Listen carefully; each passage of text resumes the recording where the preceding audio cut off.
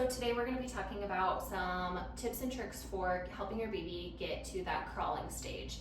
So before they can crawl, they need a lot of core strength, they need a lot of strength in their upper limbs and their lower limbs. So these are going to be exercises that work on all of those things. The first one is going to be tummy time up on a boppy or a pillow. So anything that's going to be an inclined surface for them, where part of their body is going to be on their hands and knees, and the upper half of their body is going to be up on the boppy. What this does is it's going to increase the amount of strength that we have in our knees and up in our upper body, so baby can start to increase that strength to push themselves off the ground, okay? When they're in this position, if their legs are relaxed behind them, meaning they're kind of pancaking outwards, we want to make sure that we pull the knees inward. What that looks like on a baby is if they're laying flat and they're up onto their arms or elbows, we want to pull the hands and knees underneath of them so that they can start to develop that feeling of being on their knees.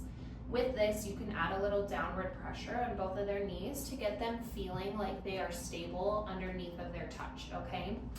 The other thing we want to do is when they're up on this boppy on the inclined surface, we want them to be able to push up off the ground. This obviously isn't working very well because this baby doll is much smaller than my inclined surface, but we'll just pretend here. So pretend baby's up on an inclined surface and we want them to push up onto their hands.